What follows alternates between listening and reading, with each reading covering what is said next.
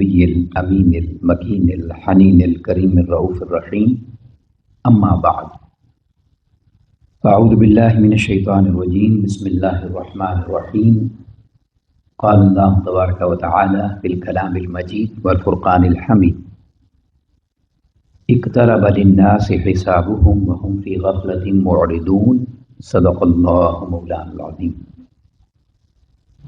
وقال الله تبارك وتعالى في شان حبيبه مخبرا وآمرا إن الله وملائكته يصلون على النبي يا أيها الذين آمنوا صلوا عليه وسلموا تسليما. مولاي صل وسلم دائما أبدا على حبيبك خير الخلق كلهم محمد سيد الكونين والثقلين والفريقين من عرب ومن عجم.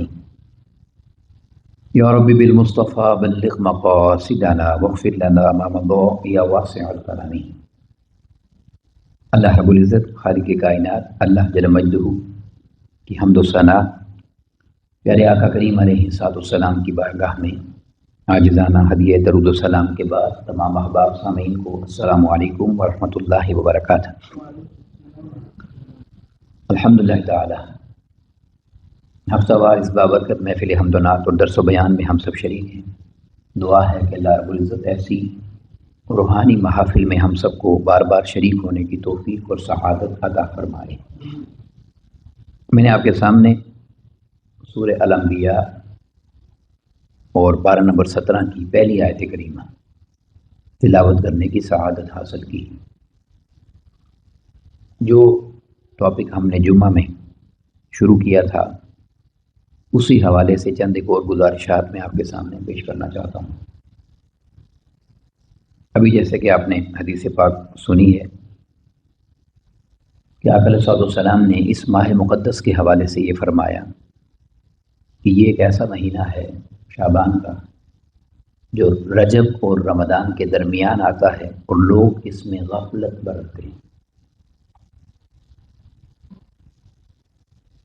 تو قرآن مجید میں بھی اللہ رب العزت نے اس غفلت کو اس انداز سے بیان فرمایا کہ اقترب للناس حسابهم، لوگوں کے لیے ان کے حساب و کتاب کا جو وقت ہے وہ قریب آ پہنچا ہے، وہ دور نہیں ہے. اور یہ بات بھی میں یہاں عرض کرنا چاہتا ہوں کہ حساب و کتاب کا جو تصور ہمارے ذہن میں ہے کہ قیامت آئے گی تو حساب و کتاب ہوگا، وہ تو مرحلہ درست ہے. مگر ایک بات نشین کر لیں کہ جو اس دنیا سے رخصت ہو جاتا ہے، یعنی جس کی موت ہو جاتی ہے، اس کی آخرت شروع ہو جاتی ہے. اس کی آخرت کا معاملہ شروع ہو جاتا ہے. اور یہ بس ایک زندگی کی مہلت ہے، جب بھی اللہ نے اس کو لے لینا ہے، وہ وقت آنا ہے تو پھر آگے حساب و کتاب کا معاملہ شروع ہو جائے گا. قرآن مجید نے کہا فَكَشَفْنَا عَنْكَ غِطَاءَكَ، یہ پردہ ہے جو تمہاری آنکھوں کے سامنے ہے، بس اس پردے کے اٹھنے کی دیر ہے، پھر اگلا جہان تم دیکھ لو گے. تو فرمایا کہ یہ لوگ ایسے ہیں کہ ان کا حساب قریب آ چکا ہے. وَهُمْ فِي غَفْلَةٍ، اور وہ غفلت میں پڑے ہوئے ہیں. معرضون، نہ صرف یہ کہ غفلت میں پڑے ہوئے ہیں، وہ اپوزٹ ڈائریکشن میں سفر کر رہے ہیں. انہوں نے منہ بھی پھیرا ہوا ہے اپنا. یعنی دیکھیں انسان کی ایک منزل ہوتی ہے جس طرف اس نے جانا ہوتا ہے، جو ڈیسٹینیشن ہے، ٹارگٹ ہے. اگر آپ اس طرف ٹریول ہی نہ کریں، یعنی اگر جانا ہم نے ساؤتھ کی طرف ہے اور گاڑی ہم نارتھ کی طرف چلا رہے ہیں، ساری زندگی چلاتے رہیں، آپ منزل پر نہیں پہنچیں گے. تو قرآن مجید نے یہاں اس بات کو بڑے خوبصورت انداز سے بیان فرمایا کہ حساب سر پہ کھڑا ہے اور تمہاری غفلت کا عالم یہ ہے کہ تم اپوزٹ ڈائریکشن میں سفر کر رہے ہو.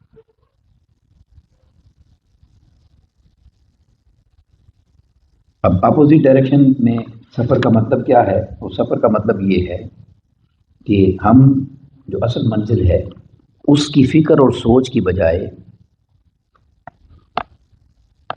دوسری طرف جا رہے ہیں کہ جس کو کبھی کوئی حاصل نہیں کر سکتا.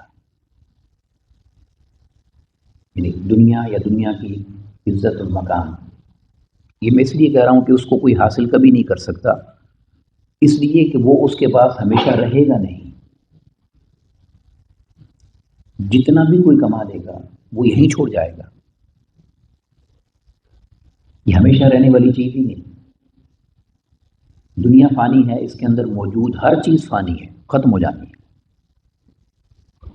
حضرت عبداللہ بن مسعود رضی اللہ تعالیٰ عنہ بیان کرتے ہیں، آقا علیہ السلام نے فرمایا، امام ابن ماجہ نے اپنی سنن میں کتاب الزہد میں اس حدیث کو بیان فرمایا. آقا علیہ السلام نے فرمایا، من جعل الہموم ہما واحدا، جس آدمی نے یہ کامیابی حاصل کر لی کہ اس نے ہر فکر، ہر پریشانی، ہر سوچ اور ہر ٹارگٹ کو چھوڑ دیا اور اپنی جو منزل ہے، ڈیسٹینیشن ہے، وہ کیا بنائی؟ فرمایا ہم المعاد، اور آخرت کی فکر میں لگ گیا.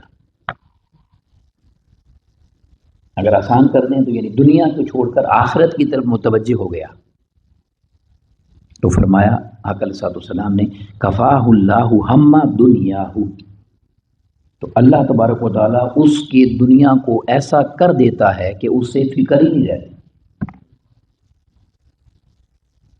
یہ وہ جس دن کو ہم بات کر رہے تھے نا، مضمون کا لب لباب یہی تھا کہ جب انسان آخرت کے لیے کوشش کرنے والا بن جاتا ہے تو دنیا کی پریشانیاں اللہ خود ہی اس سے دور فرما دیتا ہے. کافی کفاہ اللہ، اللہ اس کے لیے کافی ہو جاتا ہے. تو جب انسان دنیا کی فکر میں لگتا ہے تو پھر یہ فکر کبھی ختم ہی نہیں ہوتی. اب دیکھیں اس کے بعد آقا علیہ السلام نے کیا فرمایا؟ فرمایا ومن، اور جو شخص تشعبت بہم الہموم من احوال الدنیا، اور جو طرح طرح کی دنیا کی فکروں میں لگ جاتا ہے، مصروفیات میں لگ جاتا ہے، دنیا میں خود کو مصروف کرتا چلا جاتا ہے، تو فرمایا لم یبال اللہ، پھر اللہ رب العزت کو اس بات سے کوئی، اللہ کو پرواہ نہیں ہے، وہ بے نیاز ہے اس بات سے، اسے کوئی یعنی اس کی فکر نہیں ہے. کیا کہ فی ای اودیتہ ہلاکا، کہ وہ اپنے کس غم میں مر گیا، اپنی کس پریشانی میں، کس الجھن میں، کس مشکل کو حل کرنے میں مر گیا. یعنی پھر اللہ رب العزت اس سے، وہ تو ہے ہی بے پرواہ ذات، مگر اللہ اسے پھر دنیا کے ہی سپورٹ کر دے گا. تو آقا علیہ السلام نے اس کو اتنے خوبصورت انداز سے یہاں پر اس بات کو بیان فرمایا. اور وہ روایت جو حضور مولا علی علیہ السلام کی ہے، اس کے الفاظ چونکہ بڑے ایمان افروز ہیں، اس سے میں آپ کے سامنے پیش کرنا چاہتا ہوں. آپ نے فرمایا ارتحلت الدنیا مدبرۃ، اے لوگوں، دنیا کی حقیقت یہ ہے کہ یہ ہمیشہ پیٹھ دکھا کر بھاگے گی. جیسے ہم کہتے ہیں نا، اس نے بیک دکھا دی، وہ بھاگ گیا ہم سے. تو دنیا کی حقیقت یہ ہے کہ یہ ہمیشہ تمہیں پیٹھ دکھائے گی.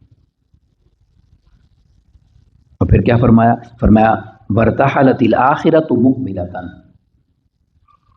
تو دنیا جس طرح تم سے دور بھاگے گی نا پیٹھ دکھا کر، اسی طرح آخرت سینہ کھول کر تمہیں سینے سے لگا لے گی. اب اس مضمون کو میں اگر ایک جملے میں سمیٹنا چاہوں تو مطلب کیا ہے؟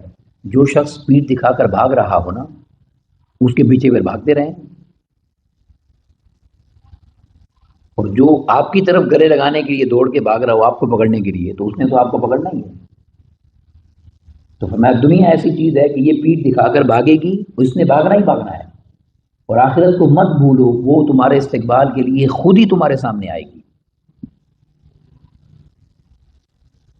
حضرت داؤد علیہ السلام، غالباً آپ کی مجلس میں ایک شخص بیٹھا ہوا تھا، یا کسی اور پیغمبر کی، مجھے نام نبی صحیح یاد نہیں آ رہا. آپ کی مجلس میں ایک شخص بیٹھا ہوا تھا، اور اس مجلس میں ایک شخص ایسا تھا جو اس کو بہت مسلسل تیز نگاہ سے گھور رہا تھا، اسے دیکھ رہا تھا بہت فوکس کر کے. اس کا دیکھنا ایسا تھا کہ یہ ڈر گیا.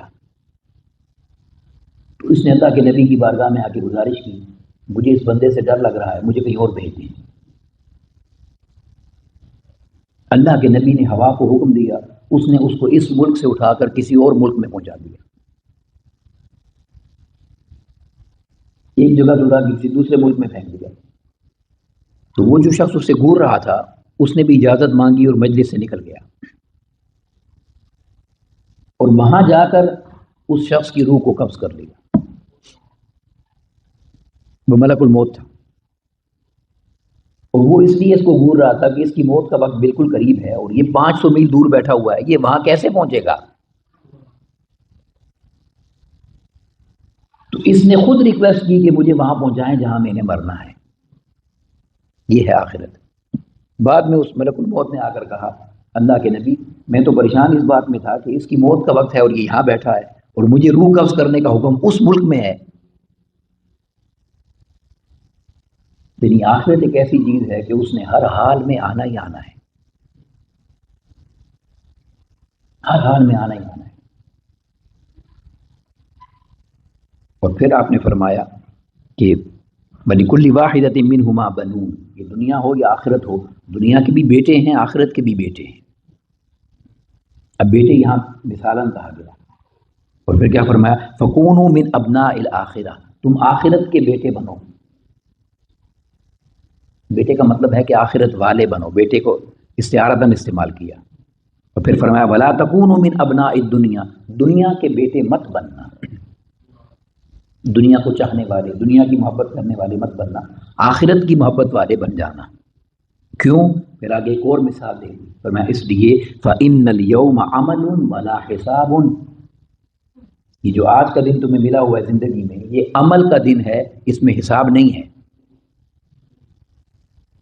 جتنا عمل کر سکتے ہو کر لو، آج کوئی حساب نہیں ہے۔ اور پھر کیا فرمایا؟ وَغَدًا حِسَابٌ وَلَا عَمَلٌ، اور کل ایسا دن آ جائے گا کہ پھر حساب ہوگا، عمل کا وقت نہیں ہوگا۔ حدیث پاک میں آتا ہے، آقا صلی اللہ علیہ وسلم نے فرمایا کہ جب بندہ قبر میں مشکل میں گرفتار ہوتا ہے تو وہ فرشتوں سے کہتا ہے کہ مجھے اتنی دیر کے لیے دنیا میں جانے دو جتنی دیر میں ایک فرض نماز پڑھی جاتی ہے، 5 سے 10 منٹ۔ تو وہ پوچھتے ہیں تم وہاں جا کے کیا کرو گے؟ تو وہ شخص کہتا ہے کہ اتنی مہلت دے دو کہ میں کچھ نیکی کر لوں، اتنی مہلت مجھے دو کہ میں کچھ نیکی کر لوں۔ تو وہ اسے کہتے ہیں جب تم نے 50 60 70 سال میں کچھ نہیں کیا تو 5 7 منٹ میں تم کیا کر لو؟ حضرت یعقوب علیہ السلام، حضرت یوسف علیہ السلام کے والد گرامی، ان کی ملک الموت کے ساتھ بہت دوستی تھی۔ ہر نبی کی اپنا ایک مقام ہے۔ انہوں نے ملک الموت کو یہ کہا تھا کہ جب میری موت کا وقت آئے تو مجھے پہلے ہی خبردار کرنا۔ دوستی کے حوالے سے اس نے یہ بات کہی۔ وقت گزرتا گیا، وقت گزرتا گیا، جب آپ کے وصال کا وقت آیا اور ملک الموت حاضر ہوا، اذ حضر یعقوب الموت، قرآن مجید نے کہا جب موت کا لمحہ حضرت یعقوب علیہ السلام کے پاس حاضر ہوا تو اس نے کہا حضرت آپ کا وقت ہے۔ تو حضرت یعقوب علیہ السلام نے فرمایا میں نے تمہیں کہا تھا کہ مجھے تم پہلے بتا دینا میرا وقت کب آنا ہے۔ تو آپ نے فرمایا کہ میں نے آپ کو ہر روز بتایا ہے۔ ابھی ہمارے لیے سبق ہے، دیکھیں کیا بات کہی۔ میں نے پوچھا وہ کیسے؟ میں اس لیے کہ یہ جتنے مردے بھی آپ نے دفن کیے ہیں، جتنے جنازے آپ نے پڑھے ہیں، جن جنازوں میں آپ نے شرکت کی ہے، یہ سب میرا پیغام تھا کہ انہوں نے نہیں مرنا، مرنا آپ نے بھی ہے۔ اب دیکھیں اللہ کی شان ہے، اللہ اپنے اتنے محبوب بندوں کے ذریعے ہمیں یہ پیغام دلوا رہا ہے کیونکہ ہم غفلت میں ہیں۔ سیدنا فاروق اعظم رضی اللہ تعالیٰ عنہ، یعنی وہ ہستی کہ جسے آقا علیہ السلام نے اللہ سے مانگ کر لیا، اور امت اب تک دعا کرتی ہے کہ اللہ اس امت کو ایک اور عمر عطا کر دے، وہ ہستی سیدنا فاروق اعظم رضی اللہ عنہ، جن کے لیے آقا علیہ السلام نے فرمایا اللہ رب العزت قیامت کے دن سب سے پہلے جس کے ساتھ مصافحہ فرمائے گا وہ عمر ہوگا۔ اتنی بڑی بات۔ انہوں نے ایک بندے کو نوکری پہ رکھا ہوا تھا اپنے پاس، میں سیدنا فاروق اعظم رضی اللہ عنہ کی بات کر رہا ہوں۔ ایک شخص کو اپنے پاس نوکری پہ رکھا ہوا، اور اس کی ڈیوٹی یہ تھی کہ روزانہ صبح کے وقت ایک بار اور شام کے وقت ایک بار تم میرے پاس آؤ گے اور مجھے آ کر یہ کہو گے اے عمر تم نے مرنا ہے. اس پر وہ اس کو پے کرتے تھے صبح اور شام 2 وقت. ایک دن آپ نے اس کو فرمایا کہ تمہاری جاب ختم ہو گئی. وہ رونے لگ گیا، اس کا روزگار چلتا تھا. تو آپ نے فرمایا فکر نہ کرو، جو تمہاری پے ہے وہ میں تمہیں دوں گا، اب تم اپنی جاب ختم کر لو، ریسٹ کرو، ریٹائر ہو گئے ہو. تو اس نے پوچھا حضرت اس کی وجہ کیا ہے؟ اللہ. تو آپ نے اپنی داڑھی مبارک میں سے ایک سفید بال کو پکڑا اور سفید بال کو پکڑ کے فرمانے لگے کہ اب تم صبح شام مجھے کیا بتاؤ گے؟ یہ مجھے ہر وقت بتاتا ہے کہ میں نے مرنا ہے.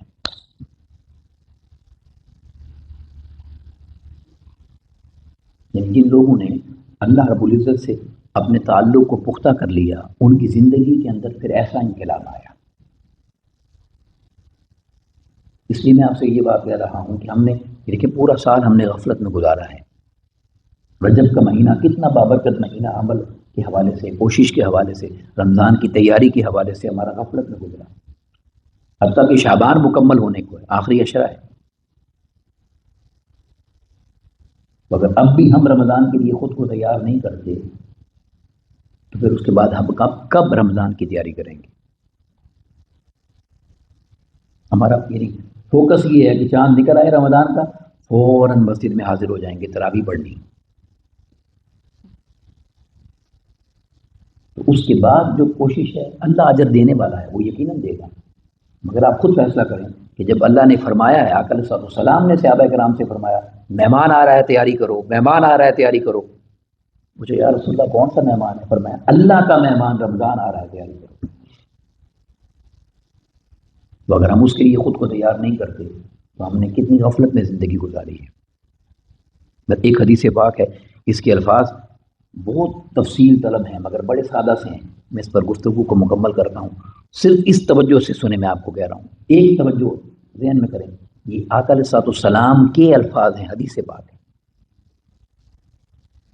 اس دنیا کی حقیقت کیا آقا علیہ السلام نے فرمایا. حضرت ابو سعید خدری رضی اللہ عنہ فرماتے ہیں میں نے آقا علیہ السلام سے سنا، آقا علیہ السلام نے اللہ کی قسم اٹھائی، والذی نفسی بیدی، مجھے اللہ کی قسم ہے. آقا علیہ السلام فرما رہے ہیں، جملہ سنیے کیا ہے. فرمایا ما طرفت عینایا، جب بھی میں اپنی آنکھ جھپکتا ہوں، آئی بلنک، آنکھ بند کرتا ہوں. ایک لمحے میں کتنی بار ہم کر لیتے ہیں. آقا علیہ السلام نے فرمایا جب بھی میں اپنی آنکھ کو جھپکتا ہوں، الا ظننت، تو مجھے یہ گمان ہوتا ہے، انا شفریا لا یلتقیانی حتی اقبض، مجھے یہ لگتا ہے، مجھے گمان ہوتا ہے کہ میں ابھی اپنی پلکیں اکٹھی نہیں کروں گا اور میری روح قبض ہو جائے گی، میری موت قلم آ جائے گی. پھر آقا علیہ السلام نے دوبارہ فرمایا اور جب میں اپنی آنکھ اٹھاتا ہوں، ہم دیکھتے ہیں نا رائٹ لیفٹ ادھر ادھر دیکھتے ہیں، تو فرمایا جب میں اپنی آنکھ اٹھاتا ہوں تو مجھے یہ گمان ہوتا ہے کہ اس سے پہلے کہ میں واپس اپنی نگاہ اٹھاؤں کسی چیز کو دیکھ کر دوسری طرف دیکھوں، تو مجھے یہ خیال ہوتا ہے کہ نگاہ اٹھانے سے پہلے میری موت کا وقت آ جائے. پھر کہہ رہا ہوں یہ آقا علیہ السلام کے الفاظ ہیں. پھر آقا علیہ السلام نے فرمایا اس کے بعد ولا لقمت لقمتن، اور جب میں ایک لقمہ، ایک بائٹ اپنے منہ میں ڈالتا ہوں، کوئی ایک بائٹ لیتا ہوں، تو فرمایا فظننت، مجھے یہ گمان ہوتا ہے انی لا اسیغها، کہ میں اس کو نگل نہیں سکوں گا، اتنا ٹائم نہیں ہے، اتنا وقت نہیں ہے. تو پھر کیا فرمایا حتی اغص بها من الموت، کہیں یہی لقمہ حلق میں نہ پھنس جائے اور میری موت ہو جائے. یا آقا علیہ السلام فرما رہے ہیں. اور پھر فرمایا ثم قال یا بنی آدم، اے آدم کی اولاد، اے انسان سن لو، ان کنتم تعقلون، اگر تم حقیقت میں عقل مند ہو. آج تو جس سے پوچھے نا وہ ہر بندہ سمجھتا ہے مجھ سے سمارٹ تو دنیا میں کوئی نہیں ہے. اچھی بات ہے، مگر آقا علیہ السلام نے ایک پیمانہ دیا کہ سمارٹ کون ہے. فرمایا اگر تم خود کو عقل مند سمجھتے ہو تو تمہارے لیے نصیحت یہ ہے فعدوا انفسکم من الموتى، تو اپنے آپ کو زندہ نہ سمجھو، اپنے آپ کو مردہ سمجھو. کیا مطلب ہے اس کا مطلب یہ ہے کہ ایک لمحے کی آنکھیں بند کر کے سوچیں اگر مر گئے ہیں قبر میں ہیں تو کیا رزلٹ ہونا ہے، فیل یا پاس کا خود ہی فیصلہ ہو جائے گا۔ میں اگر عقل مند ہو تو خود کو زندہ نہ سمجھو، مرا ہوا سمجھو۔ والذی نفسی بیدہ، اس ذات کی قسم جس کے قبضہ قدرت میں میری جان ہے، انما توعدون لآت، وہ جو وعدہ کیا گیا ہے وہ پورا ہونا ہے، چاہے وہ موت کا ہے یا آخرت کا ہے۔ اور فرمایا وما انتم بمعجزین، اور تمہارے اندر اتنی طاقت نہیں ہے کہ اللہ یا فرشتوں کا مقابلہ کر سکو، تمہارے اندر اتنی طاقت نہیں ہے کہ اللہ اور فرشتوں کا مقابلہ کر سکو۔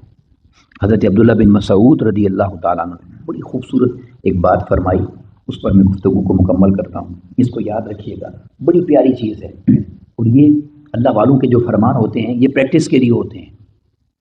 اگر انسان کو ریوائز کرتا رہے، قرآن مجید نے کہا فذکر، یاد کرو، بار بار یاد کرو، اگر یہ جملے دہراتے رہیں تو کوئی ایک لمحہ آ جاتا ہے اللہ زندگی کو بدل دیتا ہے۔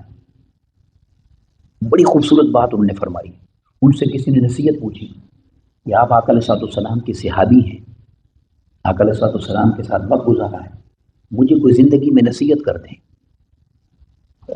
کیا خوبصورت بات آپ نے فرمائی، میں اس کی پوری تشریح دے رہا ہوں، جملہ ان کا تھا اس کی تشریح کر رہا ہوں۔ انہوں نے کہا نصیحت اگر چاہتے ہو تو مجھے بتاؤ جہان کتنے ہیں؟ دو جہان ہے نا، یہ جہان اور وہ جہان، دنیا و آخرت۔ اس نے کہا دو جہان ہیں۔ اب فرمایا جسم کی حقیقت کتنی ہے؟ اس نے کہا حضور کیا مطلب ہے؟ فرمایا ایک جسم ہے ایک روح ہے، یہ بھی دو ہیں۔ دیکھیں اللہ والے کیسے بات کرتے ہیں۔ انہوں نے کہا جہان بھی دو ہیں اور تمہارے اندر طاقتیں بھی دو ہیں، تو فرمایا جسم کو دنیا میں رکھو، یہ دنیا میں تمہارا جسم آ گیا، دنیا میں تم نے رہنا ہے، اور جو روح ہے اسے آخرت سے جوڑ لو، دل کو دنیا میں نہ رکھو۔ اگر دل کہیں تو بات سمجھ آ جاتی ہے۔ تو انہوں نے اب میں نے یہ تشریح کہی نا، ان کا جملہ کیا تھا؟ ان کا جملہ یہ تھا کہ جسم دنیا میں رکھو اور دل آخرت میں رکھو،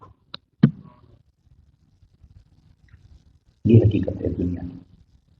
اگر اس طرح زندگی انسان گزارتا ہے تو اللہ رب العزت اس کو برائی سے، نافرمانی سے، گناہوں سے بچنے میں اس کی مدد بھی کرتا ہے اور نیکی کی طرف اس کا سفر آگے بڑھتا ہے۔ اللہ رب العزت ہمیں اس ماہ رمضان کی آمد کا صدقہ اپنی زندگی کو بدلنے کی توفیق عطا کریں اور ہماری زندگی میں سے غفلتوں کو دور فرمائیں۔ وما علینا الا البلاغ المبین۔ السلام علیکم ورحمۃ اللہ وبرکاتہ۔